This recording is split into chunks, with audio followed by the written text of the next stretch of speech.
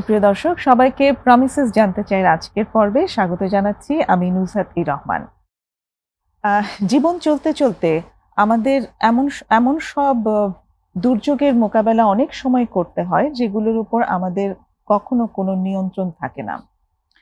সাম্প্রতিককালে বাংলাদেশে আমরা এরকম কিছু দুর্যোগের ভেতর দিয়ে গিয়েছি এবং অতি সম্প্রতি আমরা ভূমিকম্পের মতো একটি দুর্যোগের মুখোমুখি হয়েছি, যেটি সম্পর্কে আমাদের সত্যিকার অর্থেই তেমন কোনো প্রস্তুতি নেই এবং ভূমিকম্প নিয়ে আসলে প্রস্তুতি নেওয়ার বিষয়টিও খুবই অ্যাবস্ট্রাক্ট।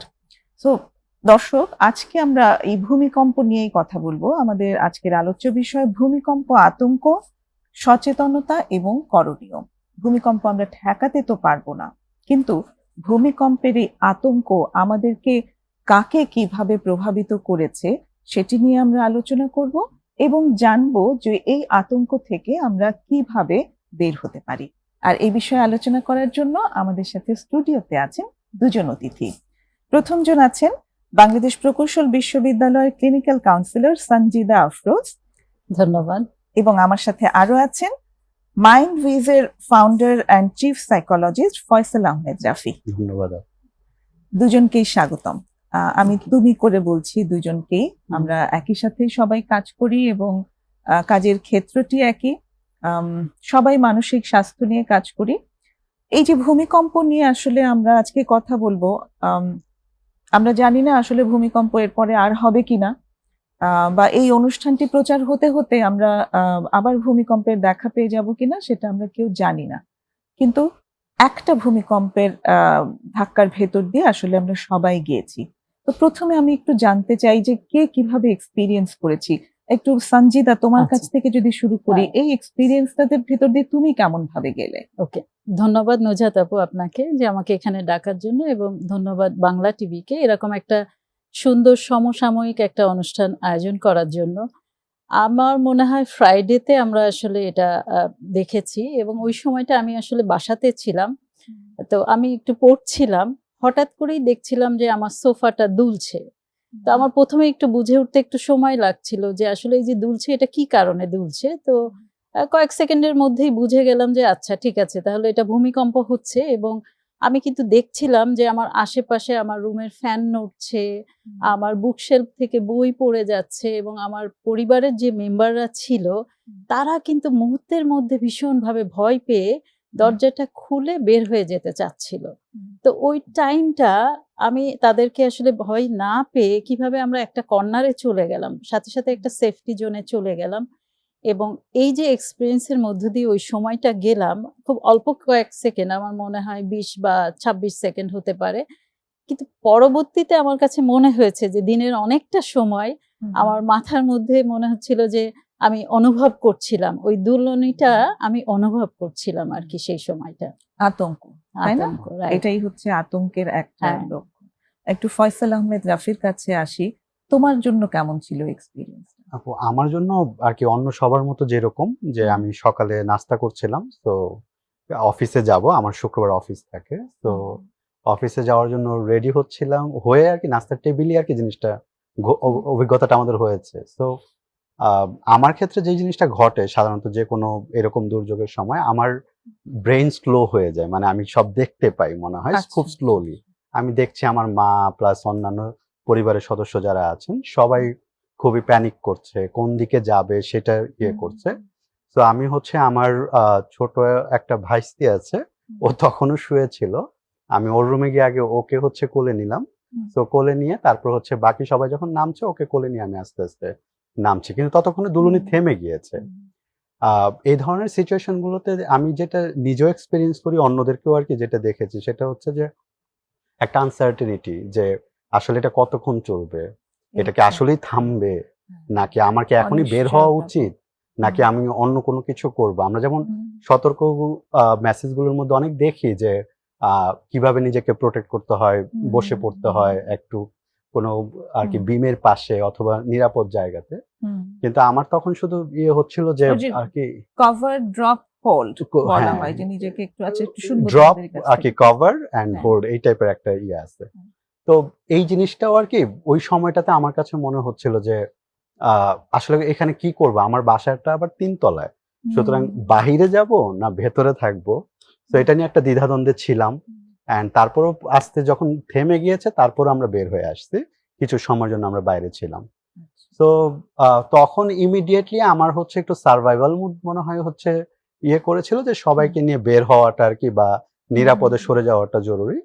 আর পরবর্তীতে যেটা হয়েছে, যেটা অন্য সবার মতোই আমারও হয়, আর্থকোয়াক এংজাইটি যেটাকে আমরা বলি, যে ভূমিকম্পের একটা এংজাইটি থাকে, এটা গ্লোবালি সব মানুষই এক্সপেরিয়েন্স করে কম বেশি।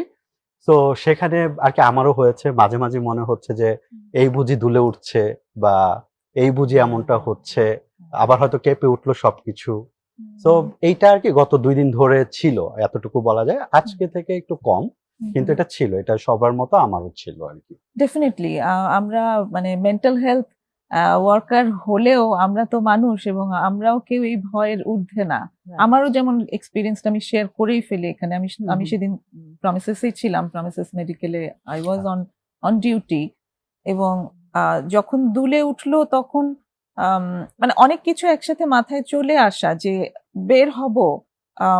আমি যেহেতু ওখানে একজন মেন্টাল হেলথ কাউন্সিলর, তো এক হসপিটাল রোগী আছে, রোগীদেরকেও তো সবাই সব তাদের পরিবাররা সবাই এখানে হসপিটালের নিরাপত্তায় রেখে গেছে। ওদের রেখে কি আমি বেরিয়ে আসবো? কি করব? মানে এই যে একটা দিশাহারা ভাব, আমি কিন্তু এটার ভিতর দিয়ে গেছি, এবং সারাদিনই আমার ভিতরে এরকম একটা ছিল, একটা এংজাইটি কাজ করেছে, এবং হয়নি আসলে ওভাবে সম্ভব হয়নি যে সে সময় মাথা ঠান্ডা রাখবো, তারপর সবাইকে একে একে নিয়ে, এটা হয়নি, সম্ভব হয়নি। তো আমাদের তিনজনের কিন্তু ঠিক 3 ধরনের রিয়াকশন এখানে চলে আসলো, তাই সঞ্জিদা যেমন বললো যে একদম মানে সে একটুখানি চেষ্টা করেছে নিজেকে শান্ত রেখে সবাইকে নিয়ে একটা সেফ জায়গায় দাঁড়াতে। ফয়সাল, তুমি বললে যে ওই মোমেন্টে মনে হচ্ছিল যে সময়টা স্লো হয়ে গেছে, মনে হয় আমি স্লো মোশনে দেখতে পাচ্ছি সবকিছু। আমার যেমন মনে হচ্ছে যে আমি প্রচন্ড দিশাহারা, কোনটা রেখে কোনটা করব আমি বুঝতে পারছি না। তো এরকম অসংখ্য রকমের তাহলে লক্ষণ থাকে, অভিজ্ঞতা প্রত্যেকের আলাদা আলাদা রকম হয়। এবার আমি একটু সঞ্জিদার কাছে আসতে চাই যে এরকম কোনো একটা দুর্যোগ এর সময় শেষ হওয়ার সাথে সাথে আসলে ইন জেনারেল আমরা কি ধরনের সিমটম দেখতে পাই মানুষের মাঝে? এই সিমটম যেটা হয় এটা কিন্তু আসলে আমরা 2 সাইডে দেখতে পাই। যেমনটা একটা ব্যক্তি পর্যায়ে আমার কি হচ্ছে, আরেকটা কালেকটিভ মানে অন্যদের মধ্যে কি হচ্ছে। তো এখানে আমি একটা উদাহরণ একটু অ্যাড করি, ওই দিনের ঘটনা। যখন আমি দেখলাম আমার পরিবারের ছোট সদস্যটি সে আসলে দরজা খুলে বের হয়ে যেতে চাচ্ছে, তো যখন সে দরজা খুলে বের হয়ে যাবে তখন দেখলাম যে বিল্ডিং এর অনেক মানুষ আসলে তখন বের হওয়ার চেষ্টা করছে। এর ভিতরে একজন আছে যে আমি থাকি হচ্ছে 5 তলায়, যে 6 তলা থেকে মাত্র নেমেছে, কিন্তু আমার ওই ফ্লোরে এসে সে আটকে গেছে বিকজ তার শ্বাস বন্ধ হয়ে গেছে। তো এই যে ওই সময়টা কিন্তু তার আসলে একটা প্যানিক অ্যাটাক হয়েছে।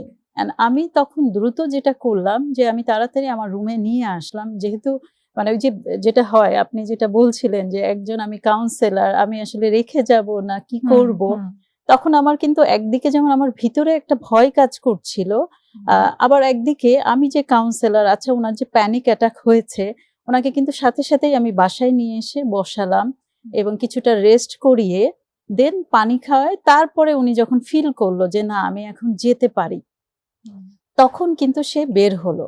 তাহলে আমরা কিন্তু ইতিমধ্যেই আসলে একটা রিয়াকশন আমরা দেখছি যে সাডেনলি ওই টাইমটাতে হয়তো আমরা সমানভাবে আসলে প্রভাবটা পড়েনি, মানে এক একজনের কিন্তু এক এক রকম পড়েছে।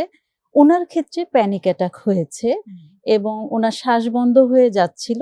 আর এই যে অ্যাটাকটা যদি আমি বলি কি কি প্রভাব যদি আমি বলি, তাহলে কিন্তু আমরা আসলে 4টা ভাগে আমরা ভাগ করতে পারি, যে 4 ধরনের প্রভাবটা আসলে আমরা সাধারণত দেখে থাকি। যেমন হচ্ছে যদি আমি বলি ইমোশনাল বা সাইকোলজিক্যাল, সেখানে কিন্তু আমরা দেখতেই পাচ্ছি, এই উদাহরণ থেকে কিন্তু আমরা বুঝতে পারছি যে তার একটা ভয় হচ্ছে।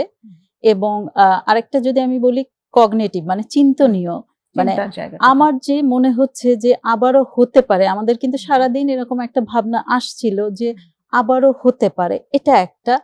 বিহেভিয়ার রিয়েকশনটাও কিন্তু আমি তার মধ্যেও দেখেছি, যেমন তার কি হচ্ছে সে তার একটু হাত পা কাঁপছিল, ঘেমে যাচ্ছিল, এই ধরনের কিন্তু বিহেভিয়ার রিয়াকশনটা হচ্ছিল তার মধ্যে। একই সাথে এটা যদি ফিজিওলজিক্যালও আসি, তার কিন্তু ওই সেম ব্যাপারটাই হচ্ছিল যে তার আসলে চেস্ট পেন হচ্ছিল। এবং একটা বিষয় খুব গুরুত্বপূর্ণ, এই যে আমি 4টা বলছি যে ইমোশন, কগনিশন, বিহেভিয়ার এবং আরেকটা হচ্ছে ফিজিওলজিক্যাল। এই 4টা কিন্তু সবার ক্ষেত্রে সমানভাবে হয় না। উনি যখন আসলো তখন ওনার যে আত্মীয় স্বজন ওনারা কিন্তু একটু বলছিল উনি আগে থেকেই এরকম মানে সেন্সলেস হয়ে যায়। তার মানে Vulnerability আগে থেকে আছে। অতীতের যদি কোনো অভিজ্ঞতা তার থাকে তাহলে কিন্তু তার প্রভাবটা আসলে অন্যরকম হচ্ছে, রাইট? আমার হয়তো ওই সময়টা একটু সেফটি জোনে কিভাবে যেতে হয় ওইটা আমি হয়তো অনুভব করেছিলাম, কিন্তু আমার বাড়ির কিন্তু আরেকজন সদস্য সেটা অনুভব করছিল না। সে খুব করতে প্যানিক পারেনি। করছিল, চিৎকার Exactly. করছিল, বের হয়ে যাওয়ার চেষ্টা করছিল। তার মানে তো- রিয়াকশন গুলো ব্যক্তিভেদে আলাদা হয় এবং এবং সেটাই খুব স্বাভাবিক। সেটাই খুব স্বাভাবিক। একটা ছোট্ট বিরতির আমাদের সময় হয়ে এলো, বিরতি নিয়ে এসে আবার কথা হচ্ছে। Okay. দর্শক সঙ্গেই থাকুন, ফিরে আসছি বিরতি নিয়ে অল্প সময়ের মাঝে।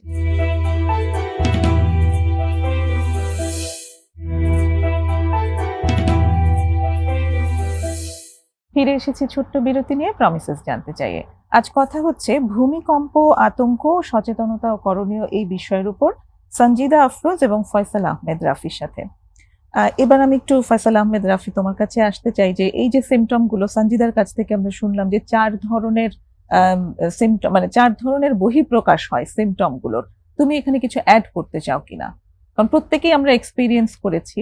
ডেফিনেটলি এখানে আর কি আপু খুব চমৎকার ভাবে প্রত্যেকটা বহিঃপ্রকাশ আর কি এক্সপ্লেন করেছেন। সো আমি জাস্ট অ্যাড করবো এই জায়গাটাতে যে যখনই আমরা যেহেতু মেন্টাল হেলথ নিয়ে কাজ করি, এই কথাটা সবসময় আমরা বলি যে যখন কোনো ক্রাইসিস হয়, যখন কোনো ডিস্টারবেন্স তৈরি হয়, তখন গিয়ে আমাদের এই যে ইমোশনাল যে স্টেটগুলো থাকে, আমাদের মেন্টাল হেলথের যে ধরনের কোর ডিস্টারবেন্স গুলো থাকে, সেইগুলো আর কি খুব বেশি বাইরে আসতে শুরু করে, বাহিরে প্রকাশ হতে শুরু করে। কিরকম, যেমন আপু যেটা বললেন যে ওনার আগে থেকেই ভালনারেবিলিটি ছিল এবং প্যানিক বা এই ধরনের আর কি ইস্যুস ছিল। যাদের মধ্যে লং টার্ম সুপ্ত অবস্থায় কোনো মেন্টাল হেলথ ইস্যুস থাকে, দেখা যায় এই ধরনের ক্রাইসিসের সময়গুলোতে, এটা হতে পারে কোনো প্রাকৃতিক দুর্যোগ বা ব্যক্তিগত পর্যায়েও যদি কোনো সমস্যার সম্মুখীন হয়, তখন দেখা যায় যে এই বিষয়গুলো খুব সামনে আসতে শুরু করে। সুতরাং এবং আরেকটা কমন আর কি এক্সপ্রেশন হচ্ছে যেটা, সেটা হচ্ছে যে ওয়ার্স্ট কেস সিনারিওটা চিন্তা করে ফেলা ওই মুহূর্তটাতেই, যখন হচ্ছে তার এই ধরনের একটা অভিজ্ঞতা হয়েছে, পরবর্তী বেশ কিছু সময় তার মধ্যে এই প্যানিক বা এংজাইটিটা স্টে করে এবং আমাদের ব্রেইন এমন ভাবেই কাজ করে যে সে যখন এরকম একটা নেগেটিভ এক্সপেরিয়েন্স হয় তার, সে আরো ওয়ার্স্ট কেস সিনারিও আর কি বিল্ড আপ করতে থাকে এবং সেটা আর কি প্রেডিক্ট করতে থাকে যে এমনটা যদি আবার ঘটে, তখন তার মাইন্ড বডি সবকিছু রেস্টলেস অবস্থায় চলে যায়। তখন সে নিজেকে ম্যানেজ করাটা তার জন্য একটু মানে এটা বলছো যে শেষ হওয়ারও পরে, শেষ হওয়ারও বেশ পরে তেমনটা হতে পারে। তেমনটা হতে মানে পারে। আমার যেমন একজনের কথা মনে পড়ছে যে তিনি বলছেন যে যখন এই সবকিছু হয়ে গেল, আমি আমার বাচ্চাদেরকে নিয়ে একটা সেফ জায়গায় থাকলাম, তারপরে ঘরে চলে আসলাম, কিন্তু তখন যতটা ভয় লেগেছে তারও অনেকক্ষণ পরে মনে হচ্ছে যে ভয়টা অনেক বেড়ে গেল, এখন অনেক ভয় লাগছে। True. যেমন সকালের পরে বিকাল বেলা সেই কথাটা বললো। তো এই ব্যাপারটা কি, যে তখন কেন ভয়টা এত বেশি লাগলো ওই আসলে? যে আমি প্রথমে যেটা বললাম যে আমাদের সার্ভাইভাল মুড কিক ইন করে যখন এই ধরনের সিচুয়েশন তৈরি হয়, ওকে, অর্থাৎ আমরা হচ্ছে তখন ইমিডিয়েটলি কি করতে হবে আমাদের কারো কারো মাঝে, যেটা আমরা যদি টি এর জায়গা থেকে বলি অ্যাডাল্ট কিক করে আর কি, যে ওকে এখন আমার সবাইকে সেফটি জায়গায় নিতে হবে, আমার এই কাজটা করতে হবে। কারণ তার অন্যান্য যেই সিমটম গুলো আছে, যেই ইমোশনাল অথবা ফিজিওলজিক্যাল, সেইগুলোকে অনেকটা সাপ্রেস করার মতো অবস্থায় থাকে। সে জাস্ট ব্যস্ত থাকে এই মুহূর্তটাতে আমি কিভাবে হচ্ছে নিজে সার্ভাইভ করব এবং আমার চারপাশে যারা আছে তাদেরকে কিভাবে ভালো রাখবো। যখনই নিরাপদ অবস্থানে তারা চলে আসে, সে যখন ঠিক জায়গাতে চলে আসে, তখন তার বডি আর মাইন্ড দুইটাই কলাপস করে। এবং আমরা দেখেছি যেটা যে আমার পরিচিত আর কি মহলের মধ্যে একজনকে দেখেছি যে সে যখন আর কি একটু নিরাপদে আসছে, মনে হচ্ছে যে না এখন ঠিক আছে সব, তখনই তার মনে হচ্ছে যে সে আর দাঁড়িয়ে থাকতে পারছে না, সে শুয়ে পড়েছে, কারণ তার স্ট্রেসটা সে নিতে পারছে না, এত বেশি স্ট্রেস সে তখন হোল্ড করেছে, সেটা পরবর্তীতে আর সে ঘন্টাখানেক পরে আর সে নিতে পারছে না। তো এরকম আমাদের মধ্যে আর কি এই ধরনের অভিজ্ঞতা অনেকেরই হতে পারে। সবারই যে হবে এরকম বিষয়টা এরকম না। এক একজনের ক্ষেত্রে এক এক সময়ে এক এক পরিস্থিতিতে এক এক রকম ভাবে বিষয়টা সামনে আসে। Exactly fight or flight Response fight or যেটা ফ্লাইট হুম। রেসপন্স যেটা এটা নিয়ে একটু Right. পুনম অ্যাড করবে, হ্যাঁ। একটু বডি সিস্টেমটা আসলে Right, তখন মানে কিভাবে থাকে? যখনই আসলে আমরা একটা ক্রাইসিসে পড়ি, ফর এক্সাম্পল আমরা এখানে বসে বেশ কাম একটা এনভায়রনমেন্টে আমরা গল্প করছি, হঠাৎ করেই যদি একটা বাঘ এসে পড়ে বা আবারও যদি ভূমিকম্প হয়, আমার কিন্তু বডি ওইভাবে রিয়াক্ট করবে। আমি ফাইট করব না ফ্লাইট করব। তো মানে same আমি ওটাকে ফেস করব নাকি নাকি পালাবো? পালাবো। ফাইট অর একটু ফ্লাইট। Right. কারো ক্ষেত্রে একটু কি এটাও আপু হতে হ্যাঁ। পারে না, ফ্রিজ হয়ে যেতে পারে। হ্যাঁ, হতে Freeze, পারে। হ্যাঁ, হ্যাঁ, কারণ fight শুধু or flight or that means freeze হচ্ছে হবে সে না। আসলে ফাইট বা ফ্লাইট কোনো মোডেই নাই, হ্যাঁ। কমপ্লিটলি সে আসলে ফ্রিজ হয়ে গেছে। সো ওই রকম কিন্তু হতে পারে যে আমরা আসলে আমি ফাইট করছি না ফ্লাইট করছি। হুম। সো আমি মনে হয় ওই উদাহরণটাকে যদি একটু টেনে আর একটু অ্যাড করি, যে রিয়াকশনটা, যে এই যে ওর সিনারিওটাকে চিন্তা করে নেয়, যার গল্পটি আমি বললাম, যার কথা আমি বললাম, সে কিন্তু এসেছিল আসলে বেড়াতে এবং আগের দিন এসেছিল গ্রামের বাড়ি থেকে। আচ্ছা। আমি খোঁজ নিয়েছি, পরের দিন সে বাড়িতে চলে গেছে। দ্যাট মিনস ওই যে বিল্ডিংটাকে সে কিন্তু আর আসলে সেফ মনে করতে পারলো না। হ্যাঁ, তার যে রিয়াকশনটা হলো এবং পরবর্তী রিয়াকশনটা যেটা আমরা দেখছি, যে নিশ্চয়ই সে চিন্তা করেছে যে ঢাকা শহরে থাকলে এই বিল্ডিং ভেঙে যেতে পারে, মেবি মানে তার ওর্স্ট এই চিন্তা আসতে পারে। তা না হলে সে তো পরের দিন আসলে সে তো ঘুরতে এসেছে, পরের দিন কিন্তু সে বাড়িতে চলে গেল আর কি। ওই সময় অ্যাকচুয়ালি আমাদের ভেতর থেকে কিছু রেসপন্স রিফ্লেক্স Response, হিসেবে হ্যাঁ, আসে। reflex action রিফ্লেক্স আসে। হিসেবে হয় আমরা ফাইট Fight করি, করি, না হলে পালাই, ফ্লাইট করি, Right. কিংবা আমরা ফ্রিজ হয়ে যাই, কোনটাই হয়তো আমরা নিতে পারছি না। তো এই Okay. সমস্ত কিছু আসলে রেসপন্স হিসেবে আসার সুযোগ আছে। আমি শুধু একটু একটা লাইন অ্যাড করি এখানে, জি। যে এই প্রত্যেকটা রেসপন্সই স্বাভাবিক।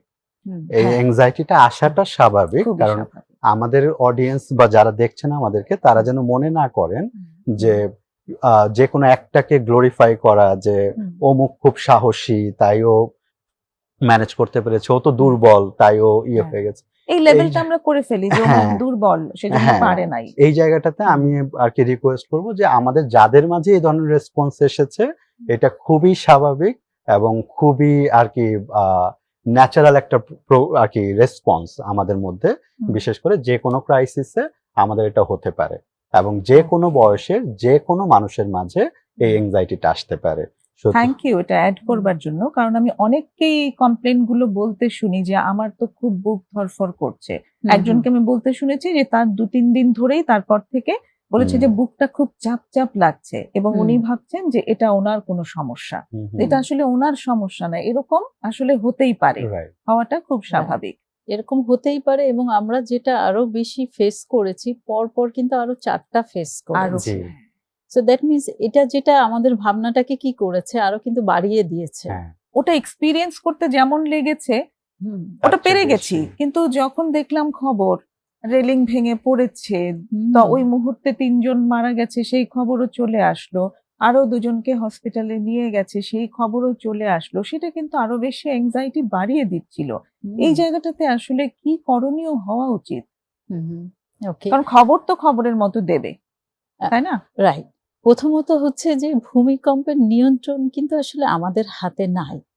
এটা একটু গ্রহণ করে নেওয়া, মানে আমার কন্ট্রোলে কতটুকু আছে, তার মানে আমি যখন আসলে এটাকে গ্রহণ করছি যেটা আসলে আমাদের হাতে নাই, তাহলে এবার যদি আসি ব্যক্তি পর্যায়ে, তাহলে আমি কি করতে পারি নিজেকে ভালো রাখার জন্য।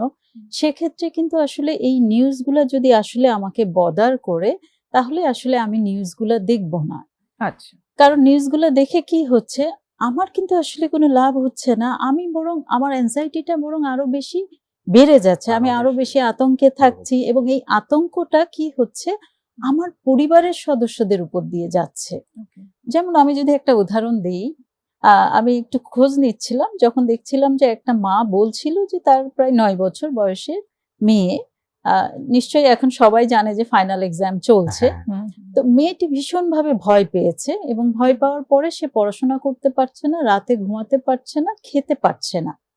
তাহলে এই মা যদি দেখা যায় যে ভীষণভাবে ভয় পাচ্ছে এবং সেটার বহিঃপ্রকাশটা যদি আরো বেশি তার মধ্যে হয়, নিউজ দেখা বা আরো হয়তো 2-4 জনের অভিজ্ঞতা সে শুনছে, এই ভয়টা তাকে কিন্তু তার ওই সন্তানের উপরে যাচ্ছে, ট্রান্সফার হচ্ছে।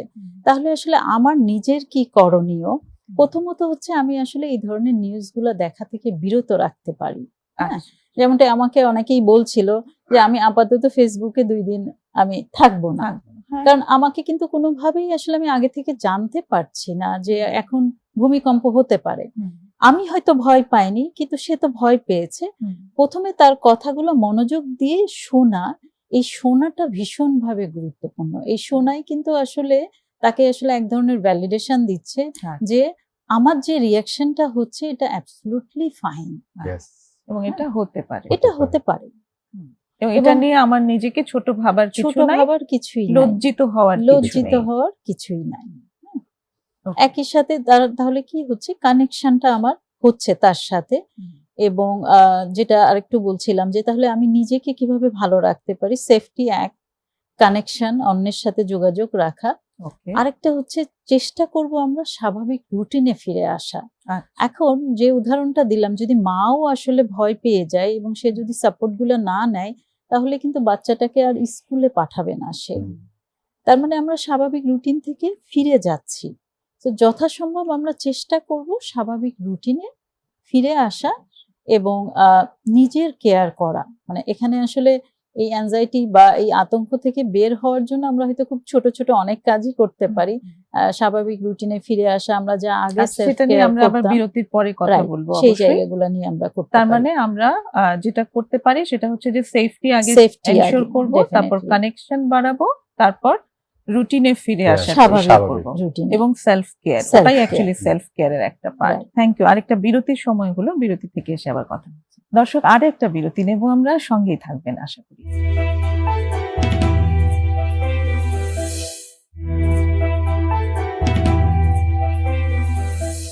দেখছেন প্রমিসেস জানতে চাই। আজ কথা হচ্ছে ভূমিকম্প, আতঙ্ক, সচেতনতা ও করণীয় এই বিষয়ের উপর সঞ্জিদা আফরোজ এবং ফয়সাল আহমেদ রাফির সাথে। এবার আমি একটু রাফির কাছে আসতে চাই। এই যে সোশ্যাল মিডিয়া বা গণমাধ্যম যেটাই হোক, এই যে খবরগুলো আমাদেরকে কিভাবে প্রভাবিত করে সেটা নিয়ে সঞ্জিদা যেরকম ভাবে বলছিল, এই জায়গাটা নিয়ে তুমি আরেকটু অ্যাড করতে চেয়েছো। আচ্ছা, আমি আর কি ভূমিকম্পের পরপরই নিউজ এবং অন্যান্য প্ল্যাটফর্মগুলো আর কি একটু চেক করছিলাম যে কি ধরনের নিউজ আসছে, কারণ এটা খুব স্বাভাবিকভাবেই যে এটার প্রভাবটা কেমন পড়েছে ভূমিকম্পের, এবং একই সাথে মানুষ হতাহতের কি অবস্থা, যেটা দায়িত্বশীল মিডিয়া ব্যক্তিত্ব যারা আছেন তারা সেই নিউজগুলো আমাদের কাছে পৌঁছে দিয়েছেন। That's fine, that's good. কিন্তু ইস্যুটা হচ্ছে তার কিছুক্ষণ পর থেকে, মানে যখন আর কি মূল খবরটা যখন শেষ হয়ে যায় বা মূল বিষয়টা যখন আস্তে আস্তে পড়ে যায়, এরপর হচ্ছে প্রচুর স্পেকুলেশন, মানে হচ্ছে কি হতে পারে, কি হতে যাচ্ছে। হ্যাঁ, এটা কিন্তু চলেইছে এবং চলছে, রাইট, এখনো চলছে, বিশেষজ্ঞদের মতামত। এখন বিশেষজ্ঞ বলতে হচ্ছে আর কি আমরা যেটা আমি নিউজ, সোশ্যাল মিডিয়া এবং ইভেন মেইন স্ট্রিম মিডিয়া থেকেও দেখেছি, অধিকাংশই দেখা যাচ্ছে যেটা যে যারা ভূতত্ত্ববিদ বা তাদের সঠিক অ্যানালাইসিস গুলো খুব কম উঠে আসতেছে। বেশিরভাগই আসতেছে ডিজেদের মন গড়া অনেক মন্তব্য, এমনকি ক্লিক বেইট অনেক নিউজ।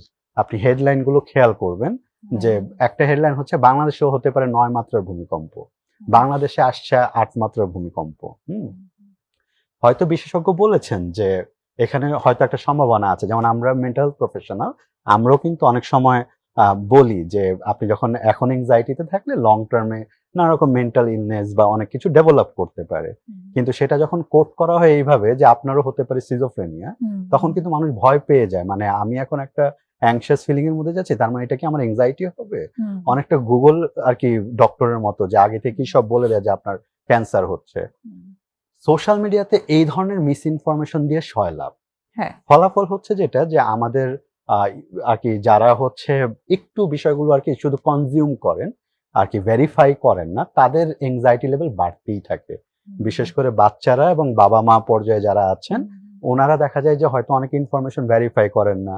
এআই দিয়ে তৈরি অনেক গ্রাফিক্স, যেটা হয়তো খুবই ভয়াবহ, ভায়োলেন্ট, হয়তো অন্য কোনো দেশের ভূমিকম্পের সিনারিও ছবি এনে আমাদেরকে বারবার কনজিউম করতে বাধ্য করছে, এইটার একটা মারাত্মক প্রভাব আছে। এটা হচ্ছে আমরা যখন রিপিটেডলি একই ধরনের অ্যাংশিয়াস নিউজ বা প্যানিকের নিউজ আমরা দেখি, এটা আমার মধ্যে প্যানিক না থাকলেও এটা তৈরি হবে আস্তে তৈরি আস্তে। করে। কারণ Exactly. আমি তো কনজিউম করছি, আমার ব্রেইন তো এই জিনিসগুলো রিসিভ করছে। তো এই জায়গাটাতে আমি বলবো যারা কন্টেন্ট ক্রিয়েশনের সাথে তৈরি এবং দায়িত্বশীল মিডিয়া যারা আছেন, তারা যাতে এই বিষয়টাতে একটু গুরুত্ব দেন যে প্যানিক ছড়াবে সস্তা টাইটেল, আমি ডিরেক্টলি বলবো কন্টেন্ট বানানো Content থেকে সবাই যেন বিরত একটু থাকে। সচেতন থাকে, বিরত থাকে, কারণ এই বিষয়গুলো আসলে আমাদের ছেলে মেয়েদের জন্য বা আমাদের বাবা মাদের জন্য, ইভেন আমাদের জন্য আমাদের জন্যও না, আর কি কারোরই হেল্পফুল জন্য না। না, ক্ষতিকর বরং আরো এটা। তাই প্রথম হচ্ছে এই জায়গাটা যে সোশ্যাল মিডিয়া এবং যারা ইউজার আছি বা আমরা যারা হচ্ছে এগুলো কনজিউম করছি, আমি তাদেরকে অনুরোধ করব এই ধরনের কন্টেন্ট দেখলে আপনারা নট ইন্টারেস্টেড লিখে দিবেন বা ক্লিক করে দিবেন, যে আনফলো করে দিবেন, কারণ এই নিউজগুলো আসলে অথেন্টিক না। আচ্ছা। সেকেন্ড হচ্ছে সেটা হচ্ছে যে যদি আপনার কাছে মনে হয় যে আপনি অনেক বেশি নিউজ কনজিউম করছেন, যেটা খুব চমৎকারভাবে সানজিদা আপা বলেই দিয়েছেন যে কি কি করতে হবে নিজের কেয়ার বা অন্যান্য জায়গাতে, এবং প্রিপেয়ারনেস, হ্যাঁ এই জায়গাটা আরেকটু তুমি যদি আরেকটু বলো কেয়ারটা যে কিভাবে লিমিট করবে। প্রথম কথা হচ্ছে নিজের সেফটি আর কি নিশ্চিত করা, যেটা নিজের যে বাড়িতে আছি বা যেখানে আমরা আছি, যেটা অলরেডি সানজিদা আপু বলেছে, নিজের সেফটি নিশ্চিত করা, কানেকশন এস্টাবলিশ করা কাছের মানুষদের সাথে, নিজের ডেইলি রুটিনে ফিরে ডেইলি আসা। স্বাভাবিক রুটিনে ফিরে Self-care, আসা এবং self-care. Self care. এখানে শুধু একটা জিনিস বলবো যে সেলফ কেয়ারের জায়গায় যে গ্রাউন্ডিংটা একটু প্র্যাকটিস করা, গ্রাউন্ডিং টেকনিক, যেটা আমাদের শ্বাস প্রশ্বাসটাকে একটু স্বাভাবিকভাবে খেয়াল করে তারপর হচ্ছে নিজেকে স্থির করা, গ্রাউন্ডেড করা। আচ্ছা, গ্রাউন্ডিং এর ব্যাপারটা কি একটু যদি খুলে বলো। গ্রাউন্ডিং গ্রাউন্ডিং কিভাবে হেল্প করে এবং শ্বাস প্রশ্বাসের ব্যায়ামের কথা বলেছো। যখন আমরা অস্থির থাকি কোনো পরিস্থিতিতে, আমাদের মধ্যে অনেক বেশি এংজাইটি বা প্যানিক কাজ করে, গ্রাউন্ডিং টেকনিক আমাদেরকে হেল্প করে স্থির হতে। তো আচ্ছা, গ্রাউন্ডিং টেকনিকের প্রথম পর্যায়ে হচ্ছে যেটা হচ্ছে শ্বাস প্রশ্বাসের ব্যায়ামটা, নিজের শ্বাস প্রশ্বাসের দিকে খেয়াল রাখা। স্লো ব্রিদিং আছে, পেস ব্রিদিং আছে, যার জন্য যেটা কমফোর্টেবল। অনেকের শ্বাসকষ্ট থাকতে পারে, অনেকের অনেক রকম শারীরিক ইস্যুস থাকতে পারে, সেক্ষেত্রে আমরা বলি যে আপনার জন্য যেটা কনভিনিয়েন্ট শ্বাস প্রশ্বাসের, সেই ব্যায়ামটা করা এক।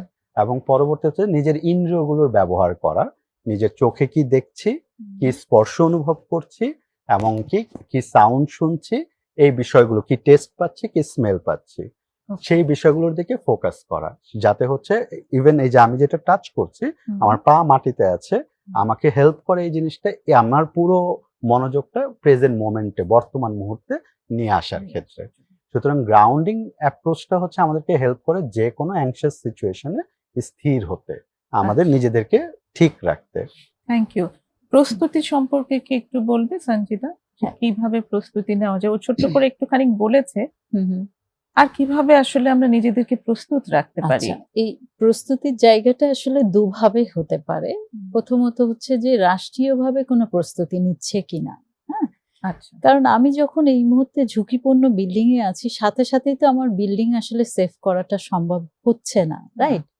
তাহলে দুভাবে হতে পারে। একটা হচ্ছে যে আমি নিজে কিভাবে প্রস্তুতি নিতে পারি, আর আমার রাষ্ট্রীয়ভাবে কোনো প্রস্তুতি নেওয়া হচ্ছে কিনা। যেমনটা আমি আসার সময় একটা নিউজ পড়ছিলাম, সেখানে হয়তো পরিবেশ মন্ত্রণালয় থেকে একটা টিম গঠন করেছে যে রিস্ক অ্যাসেসমেন্ট আগামী 6 মান্থের মধ্যে হয়তো রিস্ক অ্যাসেসমেন্ট করা, যে ঢাকা শহরের মধ্যে কোন কোন বিল্ডিং গুলা ঝুঁকিপূর্ণ আছে।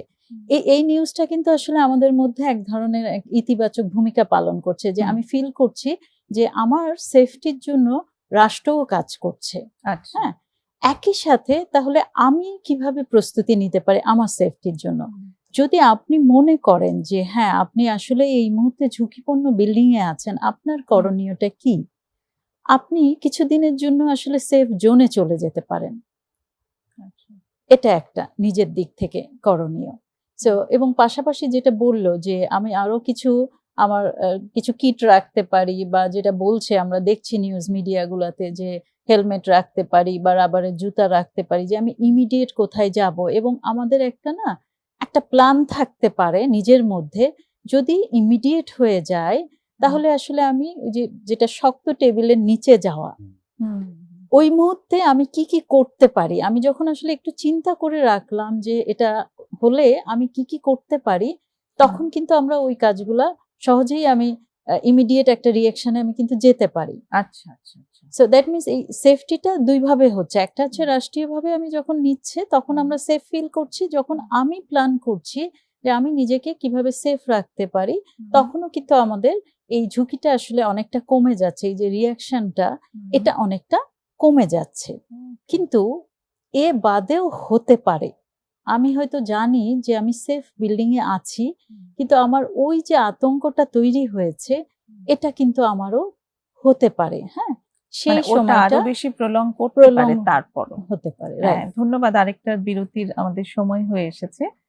এসে আমরা একটু আলাপ করব যে এই ধরনের প্রলং সিম্পটম যদি কারো থেকে থাকে তাহলে সে কিভাবে নিজেকে সাহায্য করবে, এবং আমরা মানে সচেতনতা নিয়ে তো আমরা কথা বললামই। আসলে ভূমিকম্প এমনই একটা জিনিস যে এই এতটুকু মিনিমাম সচেতনতাই আসলে আমরা নিতে পারবো, এর থেকে বেশি আমাদের পক্ষে নেওয়া সম্ভব না। কিন্তু তারপরে আসলে আমরা কি করব এই জায়গাটাতে প্রস্তুতি। প্রিয় দর্শক, আরো জানবো আমরা ভূমিকম্পের আতঙ্ক নিয়ে কিভাবে আমাদেরকে ম্যানেজ করব, এবং সেটির জন্য আমাদের বিরতির পরের অংশটিতে যোগ দেবেন আশা করছি।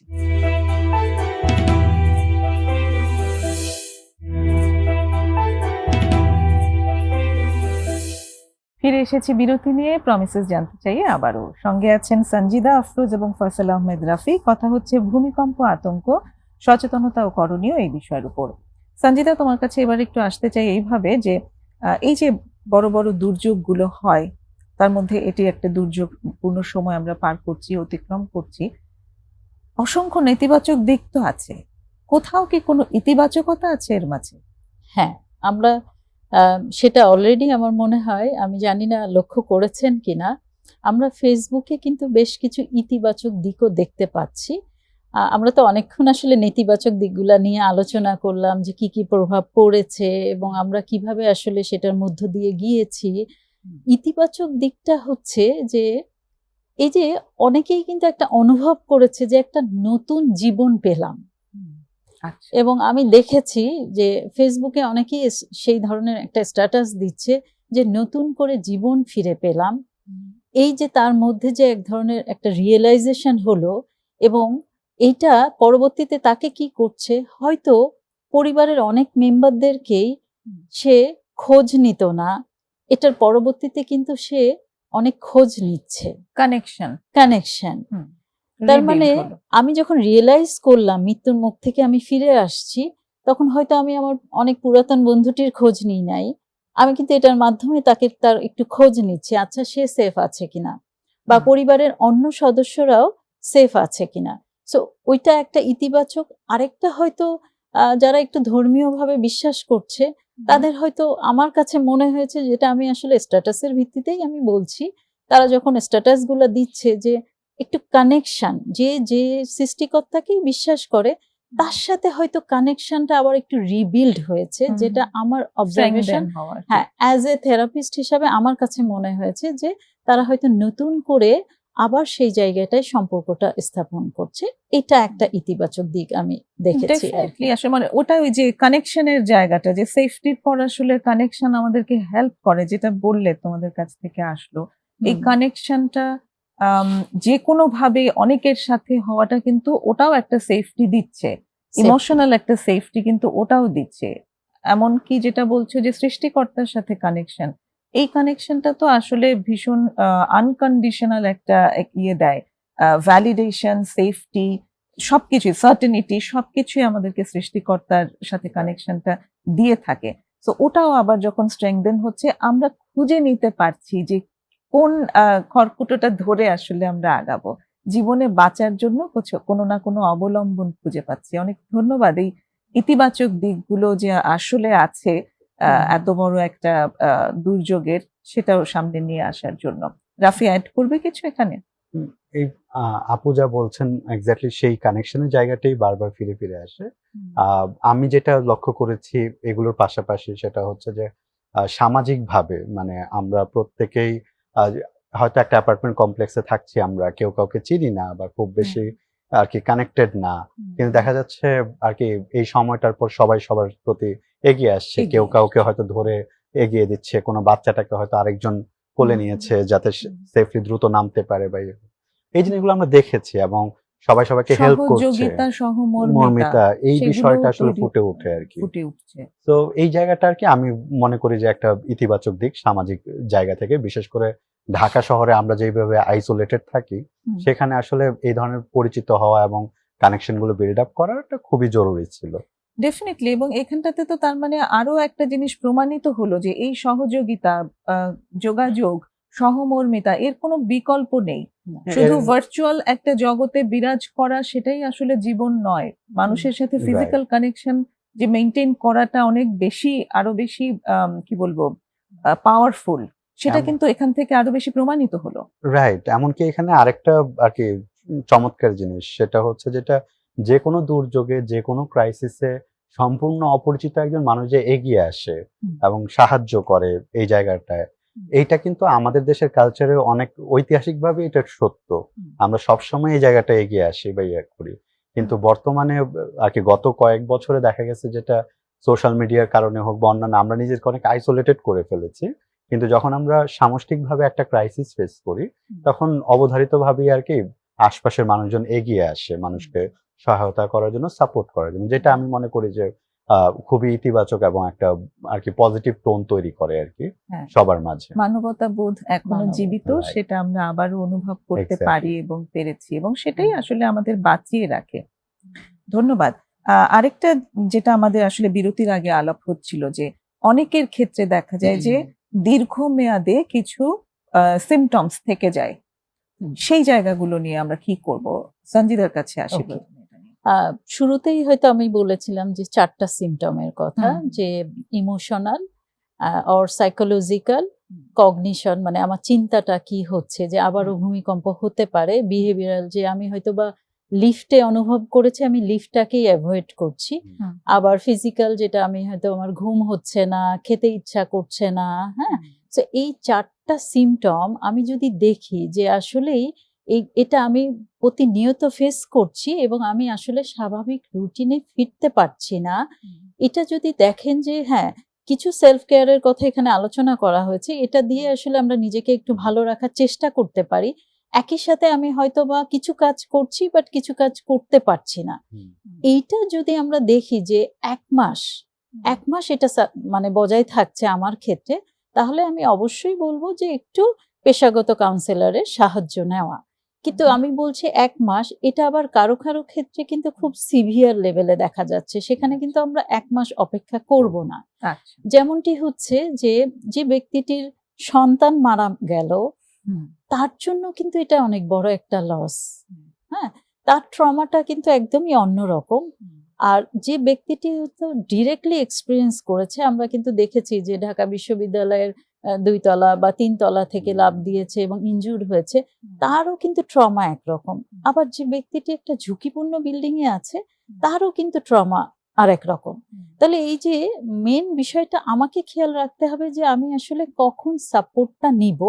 প্রথমত বেশ কিছু জিনিস এসেছে যেটা দিয়ে আমরা নিজেদেরকে ভালো রাখতে পারি, এবং সেটা যদি এমন হয় যে না আসলেই আমি ভালো রাখতে পারছি না, আমি কাজে মনোযোগ দিতে পারছি না, আমি অফিসে গিয়েছি কিন্তু অফিসের কাজে মনোযোগ থাকছে না, সেক্ষেত্রে আমরা 1 মাস অপেক্ষা না করে আমরা 15 দিন হয়তো দেখতে পারি।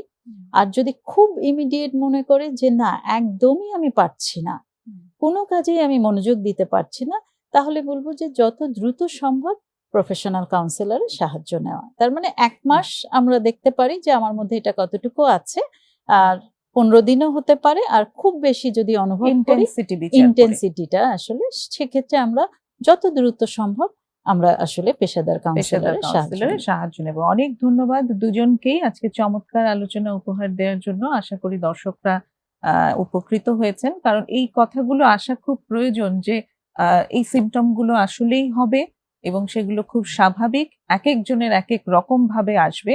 সবাই যেন আমরা আমাদের রেজিলিয়েন্স নিয়ে কাজ করি এবং প্রস্তুতি নেই, এর আসলে বিকল্প নেই। অনেক ধন্যবাদ। প্রিয় দর্শক, আশা করি আজকের আলোচনা আপনাদের জন্য বেশ উপকারী হয়েছে।